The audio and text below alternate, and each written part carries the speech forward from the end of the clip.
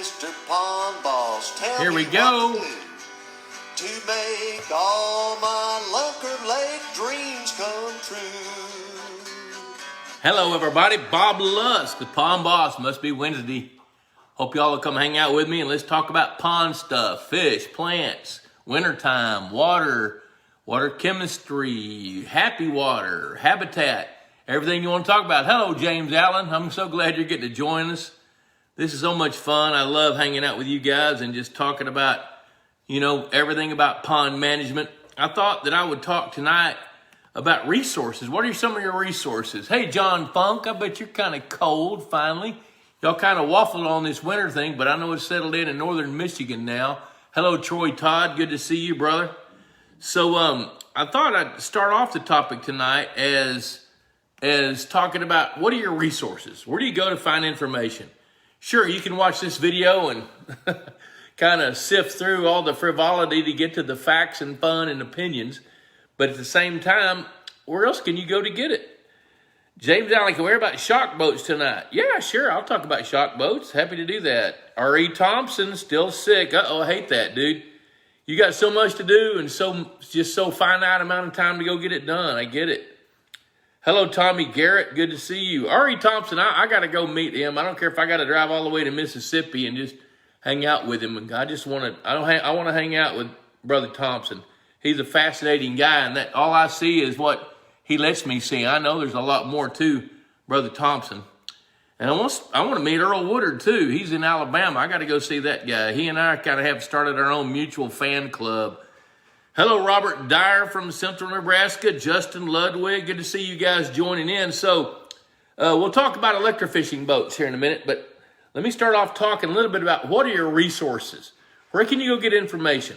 Well, one of the things about Pond Boss Magazine is we try, that's what we do. We provide information. We provide science. We provide art. We give you opinions and experiences.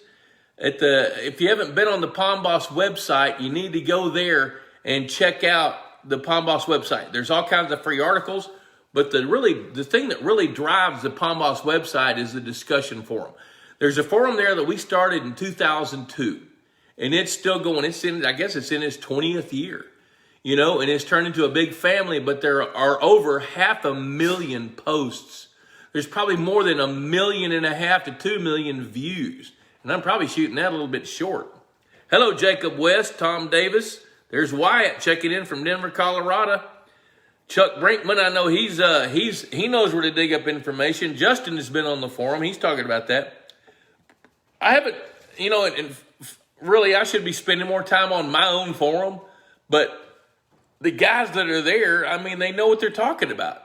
So I kind of circle back and check in from time to time, but I think I'm going to be spending more time on that forum just to see what's going on. Hello, Tom Blasdale. Now, you guys that watch this show regularly, you know the drill. Hashtag Pond Boss Magazine. Click the little heart. Somebody told me to do that. They have to explain to me why, but I buy into it. I don't know enough about social media. All I know is I play on it. And share this video to your timeline, and you're eligible for a drawing for, and Leanne let me know today that she's having a hard time finding those mugs that know how to keep hot things hot and cold things cold. So what she said, and I'm in, she said, tell everybody they can have a hat. There it is right there, Pond Boss hat. And a Pond Boss t-shirt. Let me know your shirt size when you win the drawing. The winner for tonight's drawing is Harrison Davis from Georgia. So Harrison, email info@pondboss.com. Let Leanne know your shirt size and she'll get it going on. Kirk McGlamory's checking in from Dripping Springs. I think I saw Kim Moore up there. Yep, there's Kim Moore. Good to see you from Illinois. David Schneiderman, our Easy Docks of Texas, one of our sponsors.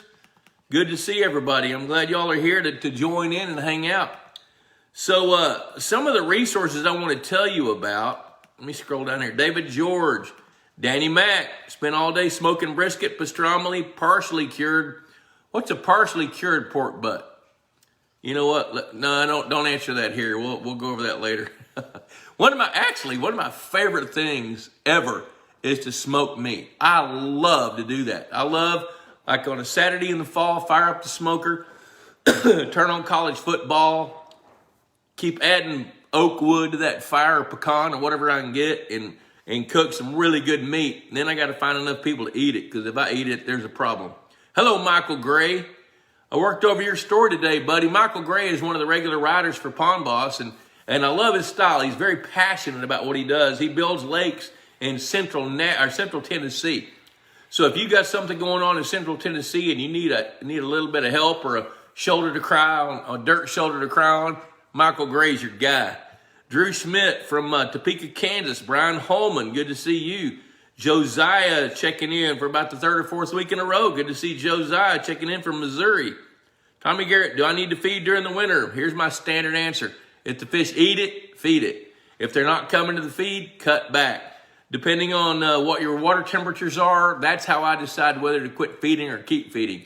So if the water temperature's in the mid to low 40s, there's not much that's going to eat at that temperature. Not even trout. Trout won't feed as well at 45.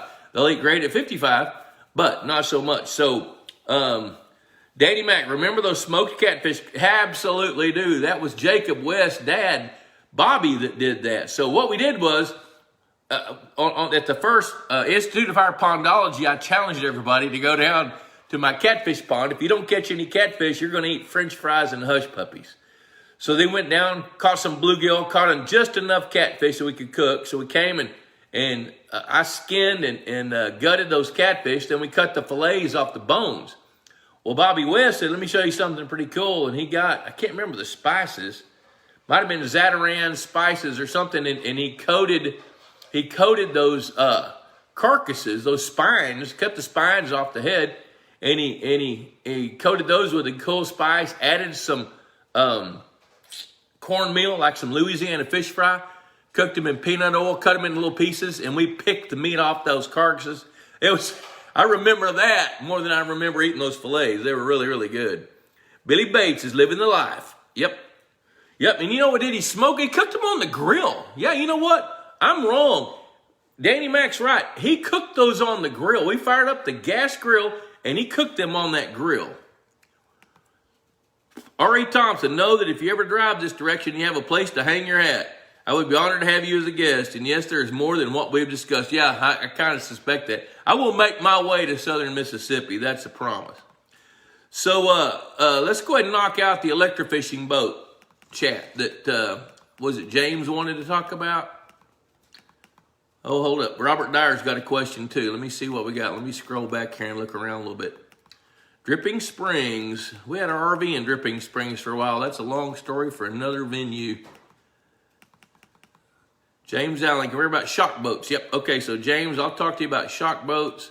Let's see what Robert Dyer's got going on here. And I am going to tackle the resource thing I want y'all to know about. In the last issue of Pond Boss, you mentioned that you knew a guy who has feed trained his bass and the thickness of the fillet mattered regarding where are the fish would eat it. Do you know what optimal? Okay. What I was talking about there was one of my running buddies in Nebraska. And what he did was he essentially, I don't want to use the term feed train, which really is what he did. He would collect little bluegills 3 to 4 inches long and put them in a cage, and he noticed the bass would start coming up under the dock.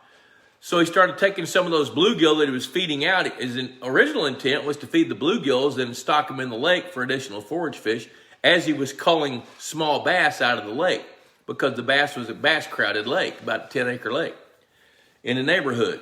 And so he started taking some of those bluegill, and he'd catch them with a net in the cage in his dock. He's got holes in his dock where he's got cages, and he'd take a net and dip some up. Then he would take one of those bluegill and kind of pinch it to crack its back a little bit. Then he'd hold it by the dorsal fin, then drop it in the water. And the bass would hit it immediately. And he conditioned those bass just to come and eat those bluegills. Well, over a long period of time, they became trained. Conditioned is a better word for it. And they would be there every day, same place, same time. His schedule was such he could be there at 7 in the morning, come home from work at noon and work with them at noon, and then after work at 5 or 6 o'clock every evening when the water's warm. So what he did was he started seeing, well, maybe I can take some of these bass that I catch and I fillet those bass and cut those into strips and feed them to the fish coming up under the dock, which by that time he had bass, he had largemouth bass, smallmouth bass, crappie, and catfish coming up under his dock. So he'd cut those strips of bass fillets, probably 3 inches long, maybe an inch thick, and 3/4 of an inch wide. And he just dangled those over, drop them down in the water, and they just kind of, as they sunk, they'd go back and forth and back and forth. And those fish just can't stand it. Now he just goes to the store and buys tilapia fillets and cuts them in. And it really doesn't matter because all these fish are so big now because he's been doing it for 7 or 8 years. And the fish that are conditioned to that, they don't care what size it is. Girlfriend, what are you doing over there? She took my red Solo cup off my little table and ate all the ice out of it. I don't blame her. I would too if I was over there. So anyway, there is no optimal thickness. I think he chose the thickness based on how many fish that he had coming to the dock because he kind of wanted to make sure everybody got fed. So if he fed one big fillet, one fish gets it, And plus, if he kept them a little bit hungry, then they're going to want to come back again. So that's part of what he did. So let's see here. Let me keep on scrolling down here. Drew Schmitz, having ribeyes. Notice the deep freeze was off after our COVID test. We're fine until the meat hits. I don't want to chuckle at that, but that is pretty cute because I hate it when the freezer goes out. And so far, I've been able to avoid COVID, but having ribeyes, that's kind of down my alley. I don't know how y'all like to cook ribeyes, but what I like to do is I like to put them on the smoker for about, 10 minutes, maybe 15 minutes to get a good smoky flavor to them and then take them out of the smoker and then put them on the grill at about 550 degrees and sear them really, really good. And then take them off the direct fire and then let them finish off in the gas grill. And I like to cook on wood too. And let them finish at about 350 degrees until they're at medium rare, which doesn't take long. And that's how we do it. All right, let's talk about electrofishing boats. Electrofishing boats, their job is to collect random samples of fish in the littoral zone. The littoral zone basically is the perimeter of a lake where the water's mostly less than 10 feet deep. Most electrofishing boats can only collect fish in water 6 feet deep or less. And if you think about it, you think, well, that's not very good. Well, yes, it is. Because basically what you're after is you want to get a random sample that's accurate so you can make good decisions. So if you take an electrofishing boat around the perimeter of a lake and you can catch, depending on the size of the lake, from 30 to 150 bass, 500 bluegills, whatever you get, and you get enough that you can see a pattern of body condition, lengths and weights and ratios of those fish, then you've got enough data that you can make a decision from. Now, the way an electrofishing boat works is there's a generator, typically a gas-powered generator, that sends 240 volts into a unit, an electrofishing unit, that converts or rectifies that AC into DC. It's rectified AC that simulates DC. And then off the bow of the boat, there are some booms that have these typically spider-looking tentacles hanging down that are electrodes. Well, there's cathodes and anodes. The anodes are connected. I think the anodes are connected to the boat. The cathodes are hanging off the front of the boat. So basically what you're doing is you're creating an underwater arc, like you're welding. And the volume of electricity that you need is based on how conductive the water is. So water doesn't really conduct electricity. If you take distilled water, it can't conduct electricity. It's an insulator, but it's what's dissolved into the water that conducts the electricity. So good electrofishing boats have a rheostat switch with a transformer in it so that when you put out that 240 volts, if you're not getting the amperage you need, you can crank up a rheostat switch which decreases the voltage and increases the amperage, because you need anywhere from 4 to 7 or 8 amps to electrofish, to get fish into electrotaxis, they call it. So when the boat's going over the water, first of all, it's loud, so the fish are going to run from it. People are under the misguided concept that when you're electrofishing, you're going to get all the fish. No, you're not. They're running from you because they can hear the sound, they can sense it coming, and if they're on the fringe of the electrical field is elliptical shaped. And so when that electrical field touches them, if they're on the outside, then they'll flush and they'll go away from it. But if you can take the boat right over the top of them and they're holding tight, or you get as you're going into them, they're aimed toward you, then the rectified AC, DC, will actually draw the fish to you. And then they'll come up and then electrotaxis hits them, so they're basically temporarily paralyzed. So in the boat that I use, we'll take a long handle dip net, pick them up, and then we'll gently put them into a live well where we're pumping fresh water from the lake. And it doesn't take 10 minutes for those fish to revive.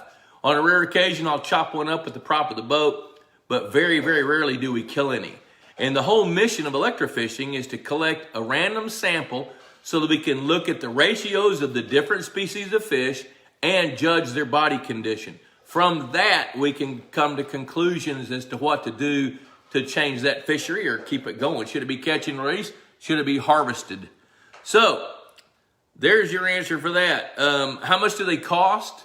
Holy cow, if you were to buy a brand new electrofishing boat, budget $80,000.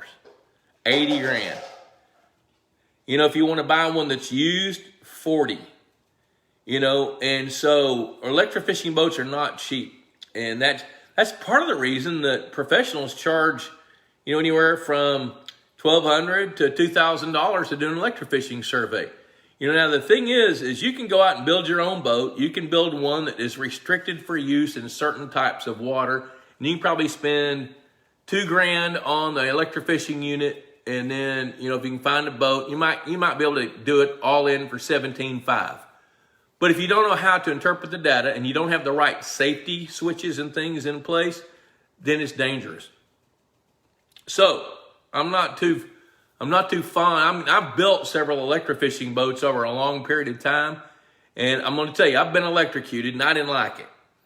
And it's because I was stupid and did some things 500 miles from home because I didn't have the electrofishing unit designed right for that water. Now I was in my 20s and I didn't die. I could have, but I didn't. So Billy Bates, we got 15.5 inches of wet, heavy snow here in southern Maryland a bit over a week ago. I've been cutting up down pine trees for the past 8 days. Good times. Oh man, I hate that. When you get those ice storms and they tear up your trees, you know, these trees go through 30 years worth of growth for a 4-day ice storm to take them out. Tommy Garrett, a lot of my bass are 150% relative weight. Could I afford to add more bass? My catch rates are low. Catch ratios are low. Odds are that if your relative weights are at 150, that's 50% above what they should be considering normal or standard. That typically means that you've got so much food that the fish don't need anymore, or your bass are undercrowded, or there could be more fish in there. I'm going to answer it this way.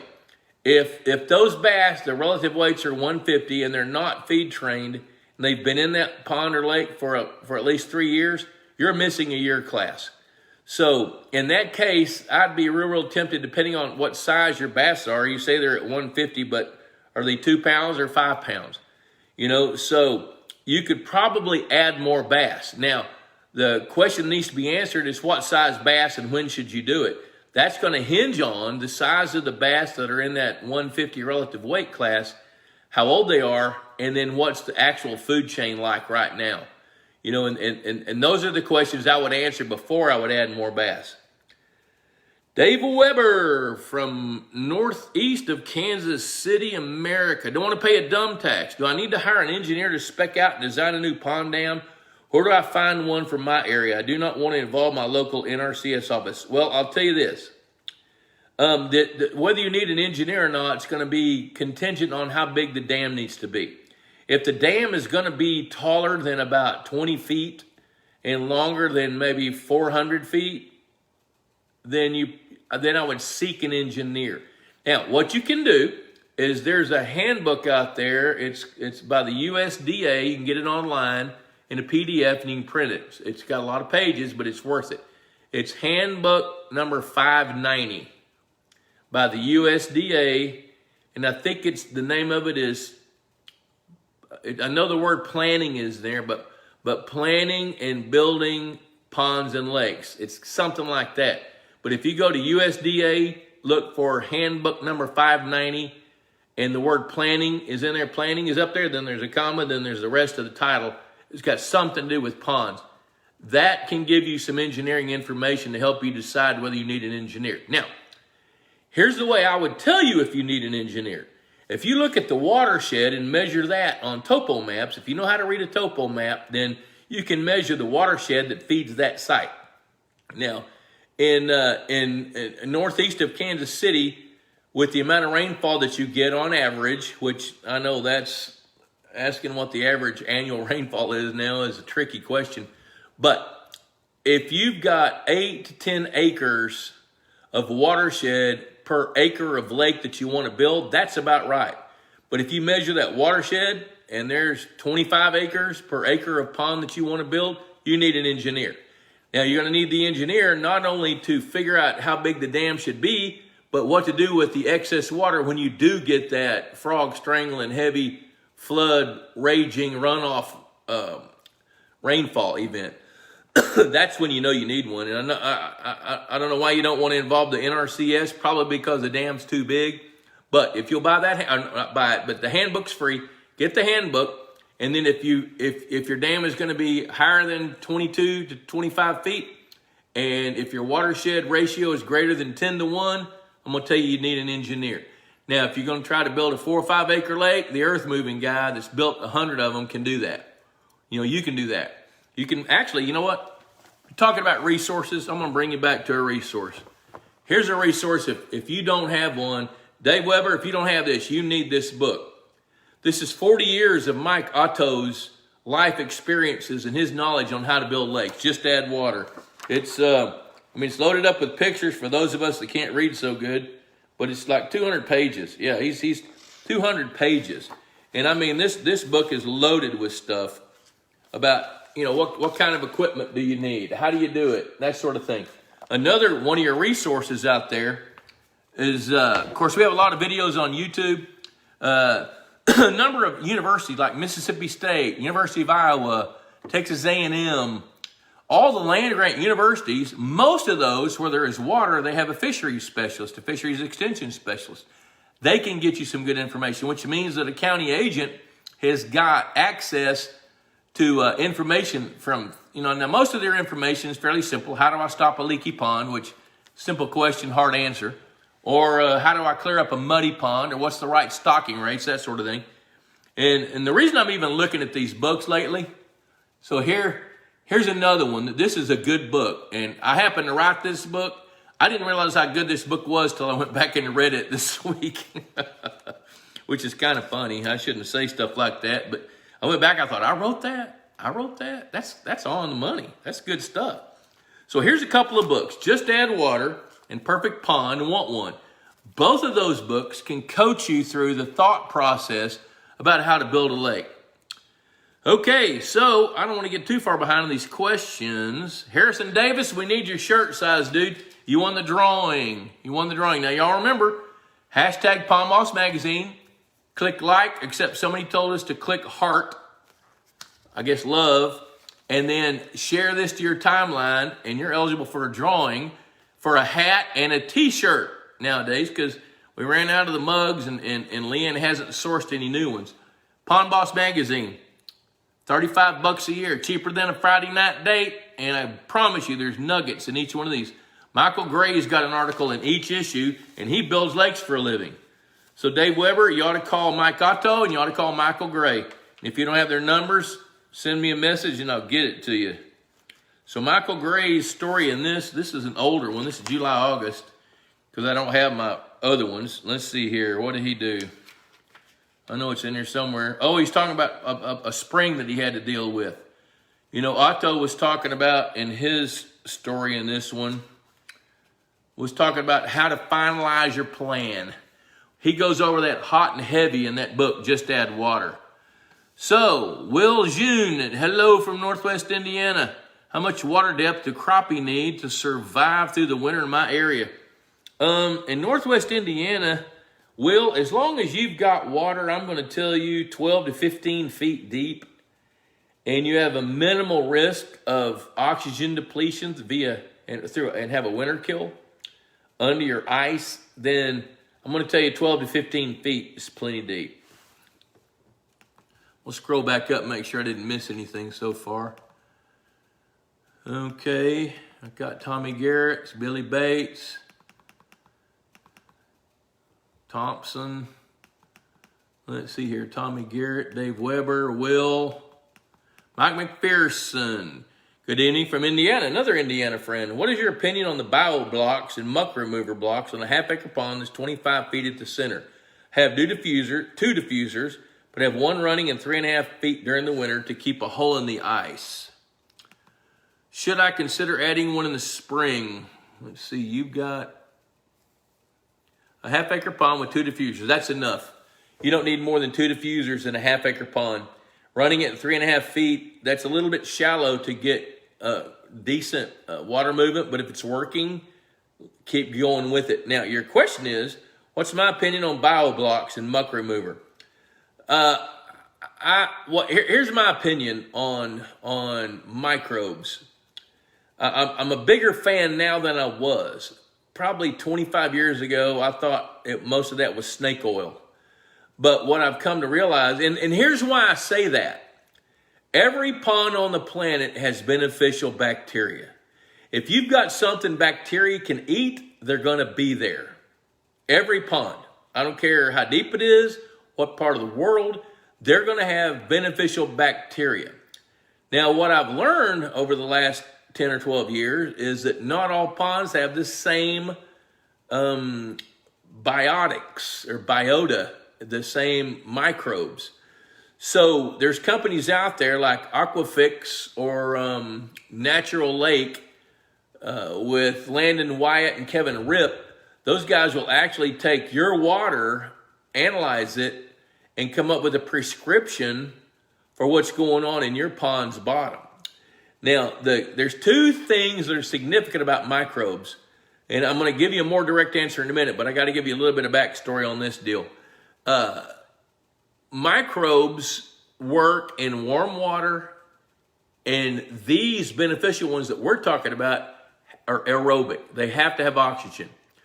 So they really need to be used in conjunction with an aeration system, specifically a diffuser system. So the water is continually being recirculated across the pond bottom and the water interface. Because even just a couple of inches there, the microbes in the soil will run out of oxygen if this water isn't continually flowing and interconnecting and communicating with the mud on the bottom.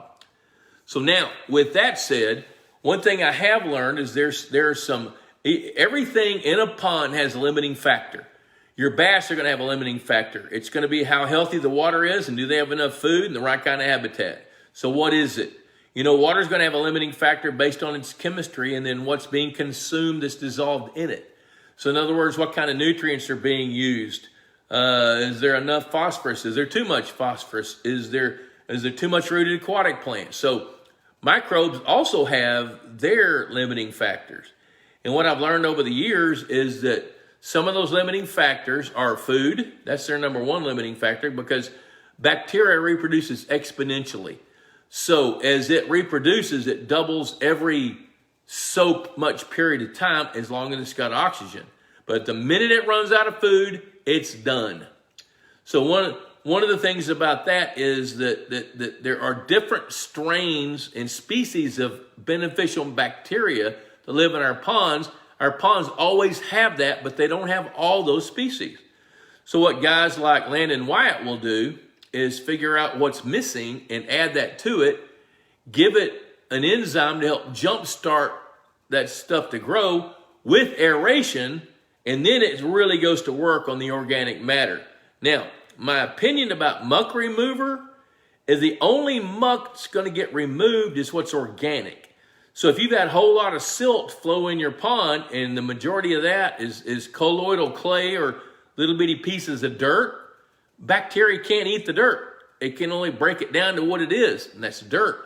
But what it can do is it can take you know, the offals from the local crops that can take grass clippings, whatever that is, that's congregated and sequestered itself in the bottom of your pond, and it can chew that stuff up and convert it into nutrients that at that point can be utilized in the water column or flushed downstream to your neighbor. Robert Mondavi has got some fermented grape juice in a glass, and I'm going to like it.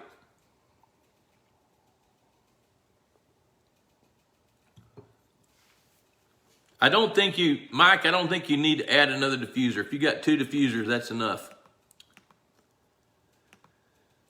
Kurt McGlamory, what's happening physiologically to largemouth bass when their lips turn red in the winters? Is this from diet? No, that is not from diet. That is circulatory. So what's going on there is when the water gets cooler, their blood vessels tend to shrink down. So they got to shove more blood. So as the temperature begins to drop, their metabolism rate actually slows down. So those vessels, when they shrink, they're allowing more blood in the outer edges of those vessels to collect. So it really doesn't have anything to do with what they eat. And it's not an injury. It's just something that's a temporary deal that you'll see in the wintertime. And on a rare occasion, you'll see it in the fall, but not very often. Boy, I made my way through that one. I hope you believe me. I'm not sure I believe me. Yeah, I do. Maybe I don't. My 11-year-old son, Mark Dyer, says, would like to become a biologist, leaning towards marine biology. Would you be able to tell him that math is a crucial subject to learn what's needed in this field of work? He doesn't believe his father. Mark, put that boy right up here. Go up close. What's his name? Say it loud. I'll call his name. I can't hear you. But let me tell you this, young Mr. Dyer, math is absolutely critical. You got to learn math. I didn't believe it either, dude. I'm telling you, back when I was your age, whatever that is, I didn't really think how important math is. But I'll tell you this, I spent time on the phone with a guy today that wants to build a lake. And here's where math is important.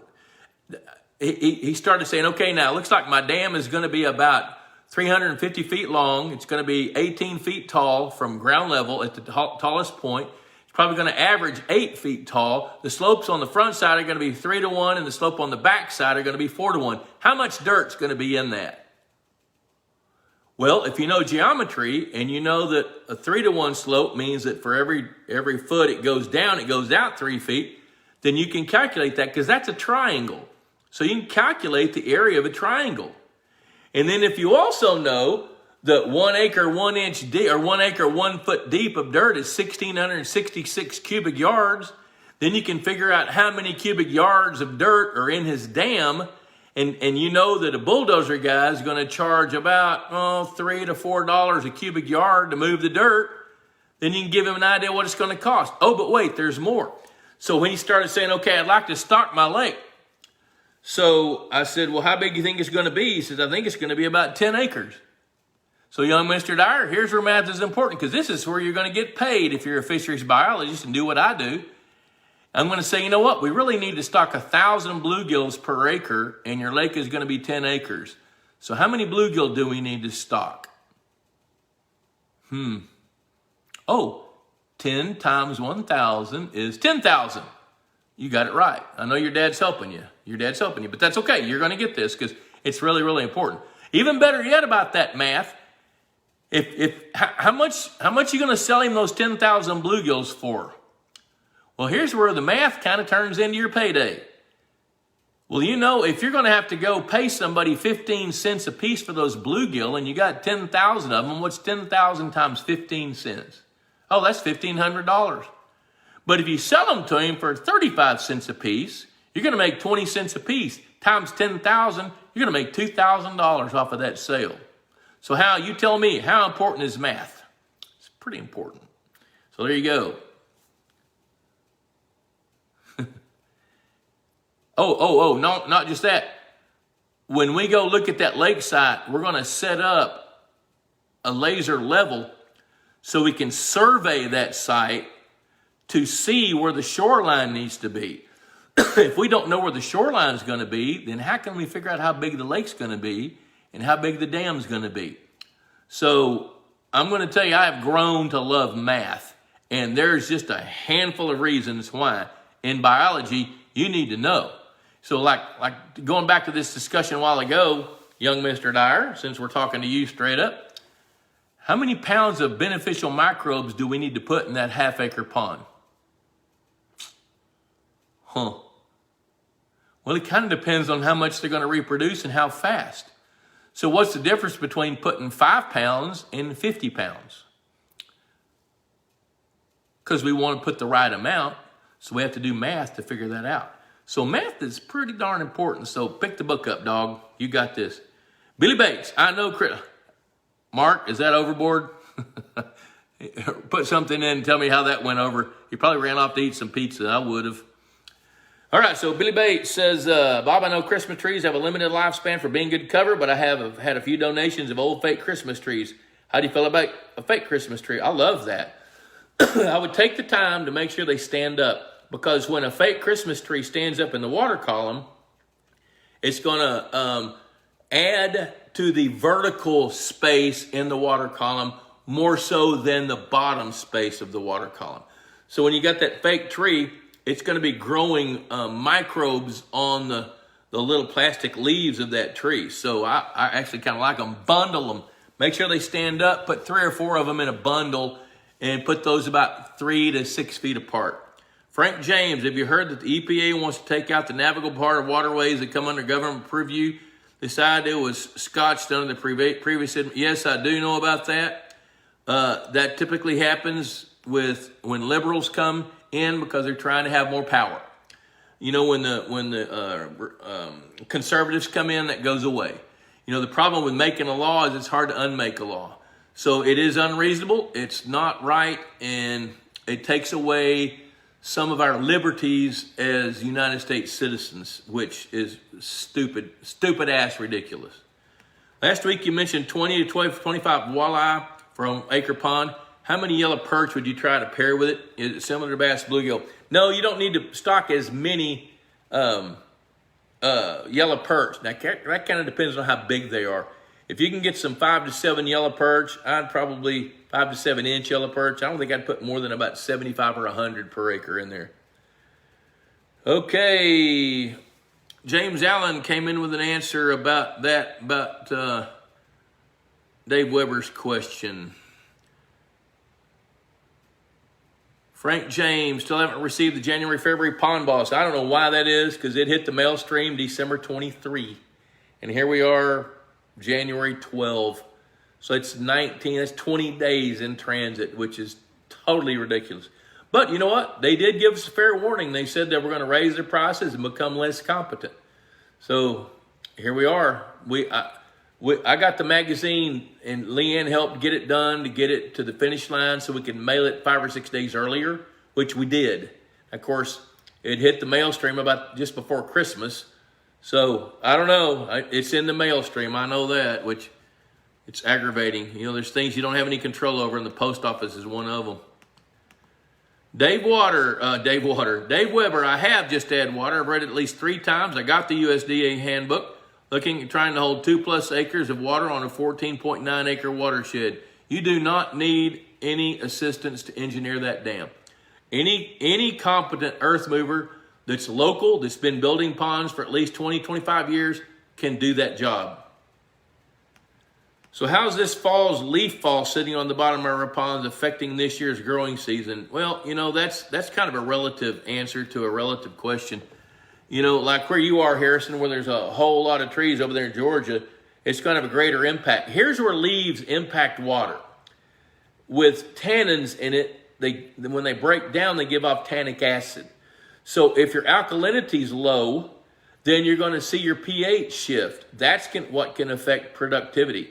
So but you take a lake not far from where I am, where the alkalinity is 180 parts per million, and there's an Osage orange tree sitting about 20 feet away and a couple of mesquite trees, that leaf litter is not going to affect that water quality at all. Now, what it does do is it adds to the detritus, to the muck that's in the bottom of the pond. It will do that. All right, I'm going to take 1 minute and do a little commercial, because I want to thank Purina Mills for their sponsorship of this show. You know, they're one constant in my life, and that is they totally believe in the messages that we send out to you guys, and I believe in their fish foods. You know, so I endorse them, and I appreciate their sponsorship. I also appreciate Texas Hunter Feeders. Texas Hunter Feeders, they've been in business a long time. Not only are their products top of the line, their customer service is top of the line. Now, every time, now Chris Blood's kind of got it programmed into me. When I start talking about Texas Hunter, I can hear Chris's voice in my left ear right now. Bob, promote yourself. Chris, I am not comfortable doing that. So I'm going to leave it really, really simple. Institute of Higher Pondology. That can help you keep from paying the dumb tax. We've got over 20 videos. We just added 4 more stellar videos to the lineup, and it's in 6 different modules. Institute of Higher Pondology. You can find it at teachable.pondboss.com. You're going to pay for it, but the money you spend on that, you're going to save way, way, way more than what you spend on the mistakes you don't make.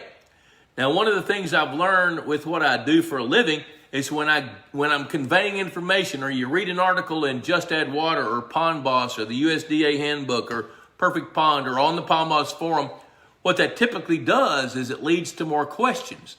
So it's kind of like you're peeling back that onion. I mean, every time you pull a layer off, there's another layer, and you got to ask those questions. And finally, you get to a point where you're comfortable with what you know enough that you can make solid decisions and not look back in 5 or 6 years. Like right here in this stinking house, I know nothing about painting.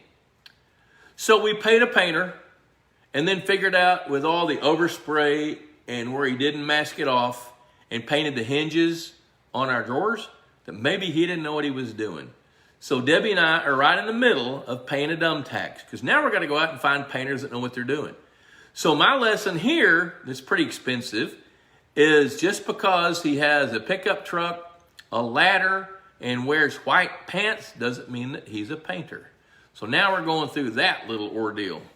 So there's my commercials. Also want to thank David Schneiderman with Easy Docks of Texas. If you're looking for a floating dock or you want to contrast the different kinds of docks, get in touch with David Schneiderman. Scroll back up through these messages. You'll find him on Facebook, or you'll find his ad in Pond Boss Magazine, which, oh, by the way, Pond Boss Magazine, $35 a year, cheaper than a Friday night date, and it lasts a year. Where that date lasts how long? Not that long. So I took Debbie out to eat last night. We went to the Mesquite Pit in Granbury, $60. Could have had almost 2 Pond Boss subscriptions for that, but the food was good. So Harrison, how will this fall's leaf fall sitting on the bottom of our pond affect this year's growing season? It's going to be affected based on what it does to the water chemistry. That's it in a nutshell. So that's a non-answer to tell you that there is no answer. It's going to affect some lakes more than others, and it's going to affect some none and some a lot. It just depends on their water chemistry. Wesley Ellis, I have a 1-acre pond that is surrounded by several acres of grass. I fertilize the grass 3 times a year with a 10-10-10. I read on another forum that nitrogen kills fish. Is this true? No. Nitrogen doesn't kill fish unless it's in there in abnormally high volumes. Now, what fertilizer can do is it can disrupt the nutrient balance in a pond. But here's the deal about that. Here's the deal. Is if you fertilize at the rates that are recommended, and it rains on that, and you don't get a frog strangling rain, then that fertilizer is going to do its job, percolate into the soils as it dissolves, and it's going to feed your plants and not end up in your pond. Now, it's not unreasonable to expect that some fertilizer could make it in, but you'd have to spill a dump truck load of fertilizer to kill fish in your pond because of nitrogen. Now, I'm exaggerating that a little bit, but I'm going to tell you this.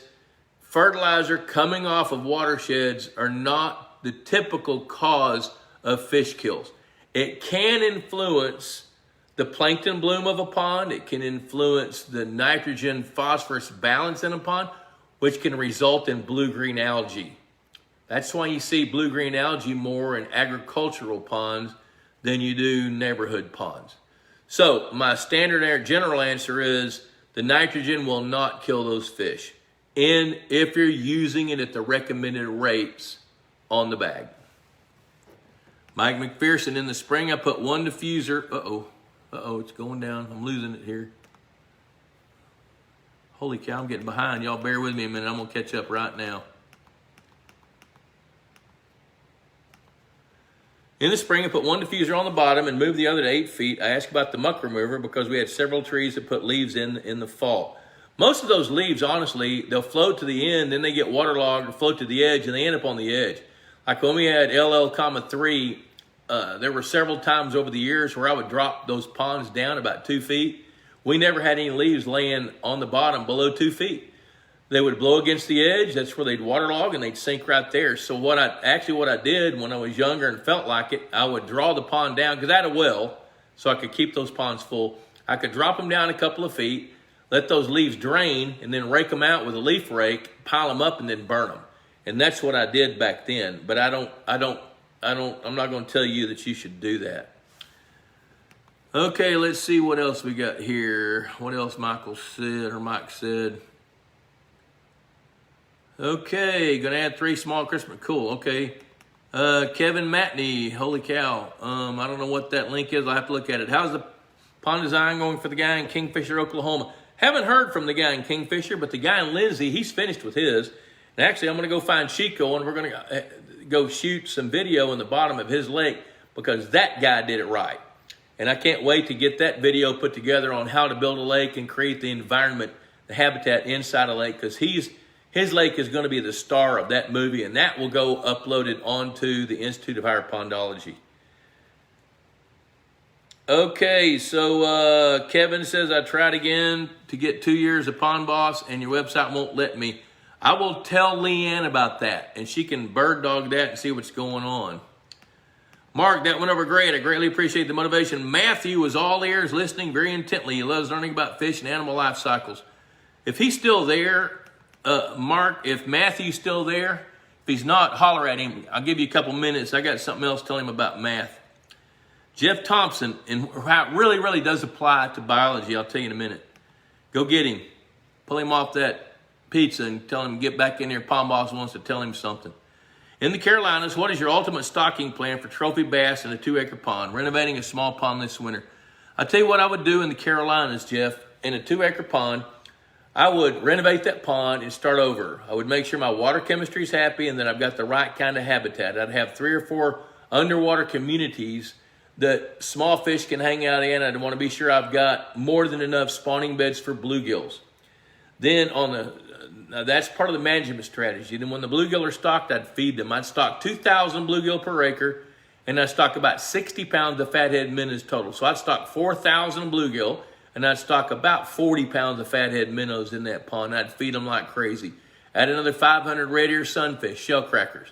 And then once you know that those fish are reproducing, be sure you got substrate for fatheads to spawn on. Then in a 2-acre pond, stock 400 F1 tiger bass. Now, y'all are all reeling back in your chair saying, 400? Well, yeah, 400. Here's why. Let's do a little math. You remember what you asked me is a trophy bass pond. So, out of those 400 bass, hey, Matthew, are you listening? We're going to tell him, I just told Jeff Thompson how many fish you stock in the Carolinas, okay? So now, if he stocks 400 bass, and the recommended rates are typically 50, I'm telling him to overstock by about 4 times, right? So here's my logic on that. Which bass get to be big, the boys or the girls? The girls. And what percentage of those girls in any given pond are going to have the propensity with the opportunity and the genetics and the aggressive nature and the plasticity, y'all have heard me say that word a bunch, to grow large. About 25% of those fish. So if we stock 400 bass in a 2-acre pond, 200 are girls. And out of those 200, there might be 50 to 60 of those that have what it takes to really, really grow large. And those will begin to differentiate themselves after about 18 months. So at that point, you're preparing to start culling some of the male bass and the underperforming female bass. So by the time you're 3 years in, you're going to have about, out of that 50 to 60, about 30 of those in your 2-acre pond are going to be the ones that are really, really blowing up. Now, in the meantime, you're feeding your bluegills, feeding your fatheads. By the end of year 2, the fatheads are gone, and the bluegill are the backbone of the food chain. By then, you've stocked threadfin shad. So there you go. There's $2,000 worth of advice for free. So, Matthew, what else I was going to tell you is if we've got largemouth bass in a pond and they're undercrowded, and we know that a female bass that weighs 6 pounds is going to lay about 25,000 eggs, how many of those need to survive to grow up to be big? That's a math question. And the math question is going to be answered by a biological question. How much food do they have? So if you understand what it takes to be growing fish in a pond and you've been feeding them well and you have an idea of how many or how much bait fish you've got to feed those bass, then you can come up with an idea as to how many bass need to be caught. Should we catch 20 per acre? Should we catch 30 per acre? So there's a whole lot of math going on in this biology. There's math, there's chemistry, and there's biology. And what's really, really fun, it's all tied together underwater. And that's one of my favorite things. Josiah, look, there's Christy Berg from Kansas. Okay, let me look here. Jerry Siebert, what herbicide can I use that will go neutral in about 6 months to get rid of milfoil? And Happy New Year's, I irrigate out of my pond. Well, there's 3 or 4 different herbicides that have a short half-life. Now, I am way, way, way out of touch with herbicides. I stopped doing herbicides about 10 or 12 years and delegated that to my biologist before I sold my company. But so, to qualify that answer, I always, back then to treat milfoil, I would use Aquathol. Now, there's some other products now that I hear are a little bit better. Aquathol lasts about 4 hours. It's a contact herbicide. So most of the ones that are contact herbicides break down in a really, really short period of time. Aquathol, for example, was a potassium-based herbicide. But when it hit the water, it would break down into a potassium salt and be harmless after just a few hours. So, read the labels.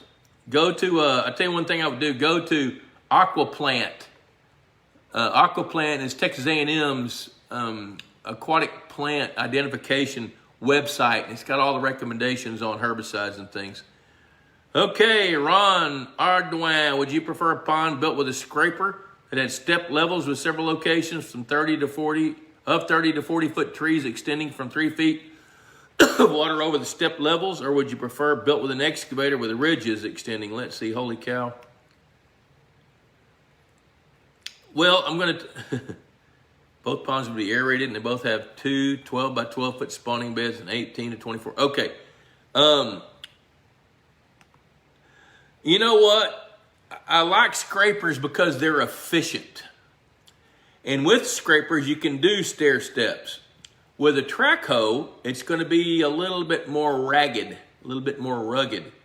You know, with a track hoe, they're going to pick it up, spin around, either put the dirt somewhere, build an island or a peninsula, or put it in a dump truck and haul it off.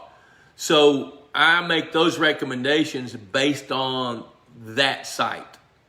So I don't like one over the other. However, for efficiency, I like scrapers better. But and that's just a dollar thing.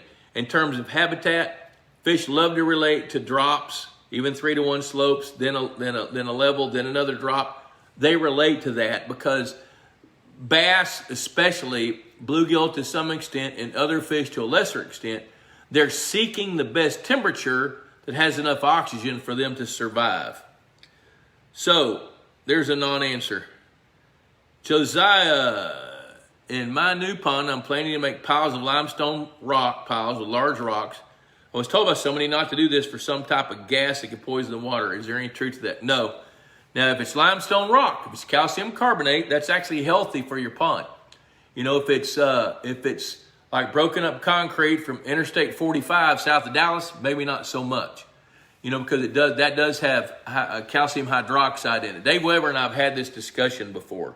But if you're going to use limestone rock piles and they're big rocks, that's actually healthy for your water. Because what that's going to do is going to help buffer the water.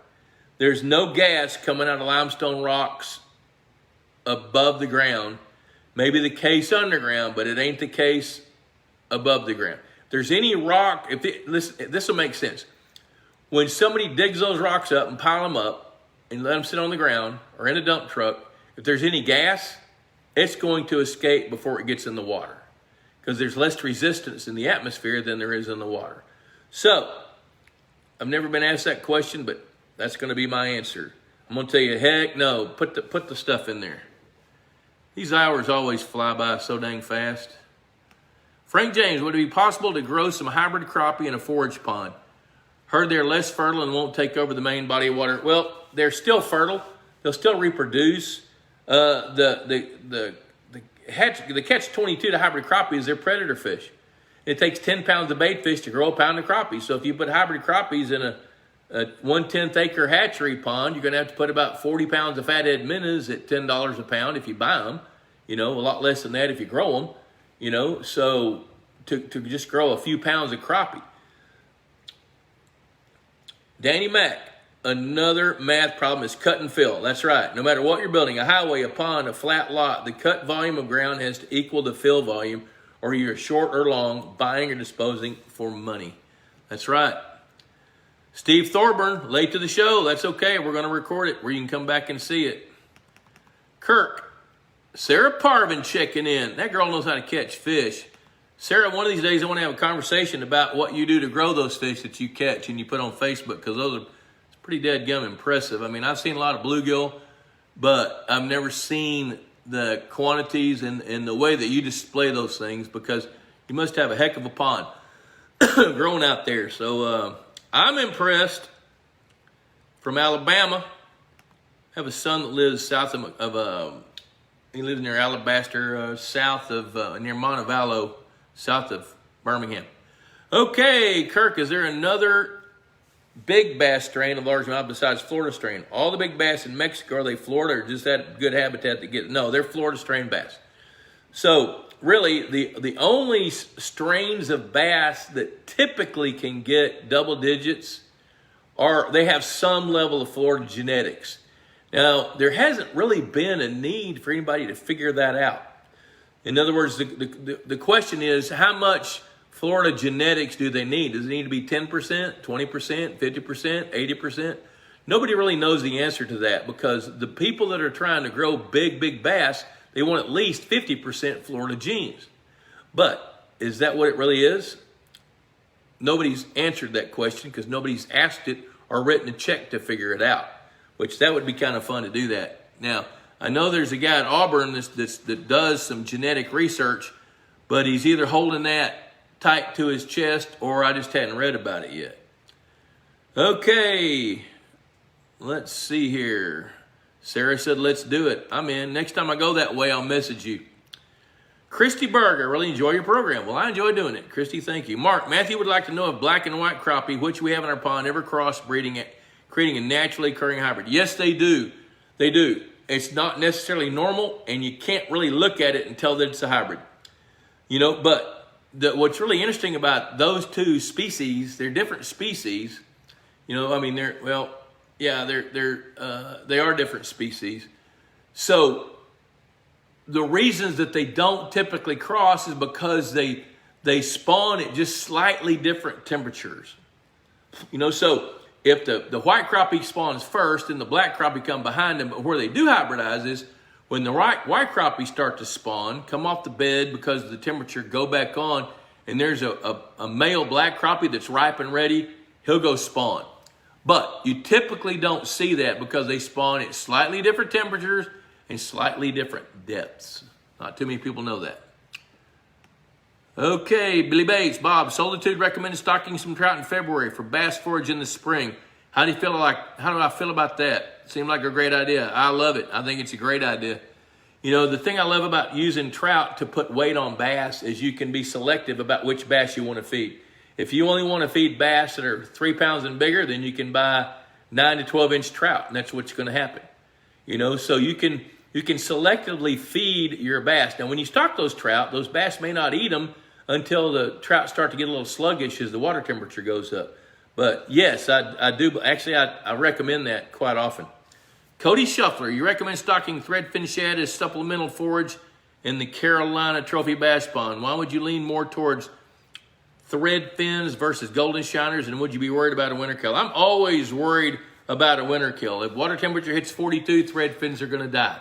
Now here's another catch-22 about thread fins. A lot of the water in the Carolinas is acidic. Threadfin shad have got to have fertile water in order to be able to thrive because they're filter feeders. They're going to glean their food from the water column, which means there's got to be fertility in the water. So if the water doesn't have some alkalinity and some fertility, they're not going to grow so well. Now, golden shiners, they serve a totally different purpose. Golden shiners are actually predator fish limited by their mouth size. You know, I look at them as a totally different fish and a totally different niche. Golden shiners, I like those, especially in ponds and lakes where the water fluctuates, because they have a greater ability to not be eradicated. Now, that doesn't necessarily mean they're going to spawn all the time, that they don't get eradicated, but the risk of them being eradicated is way, way, way lower than threadfins if you live in a marginally cold part of the planet. Golden shiners, okay, so Frank's answering that. Golden shiners are far more resistant to cold. Roy Snellgrove, howdy from South Mississippi. We got a lot of folks from all over the nation. I love this. I love it. Thank you for the shot of information. Enjoy it. Hey, you guys listen, at 7:31. I can't thank you enough. You keep me energized to do this. I love hanging out with everybody. I appreciate you watching this show. I'm not sure where I'll be next Wednesday night, but wherever I am, I'm planning on hanging out with you. So be sure and buy that $35, cheaper than a Friday night date subscription to Pond Boss Magazine. I promise you it's worth it. So until next Wednesday, from wherever I am, I'll see you then. Adios.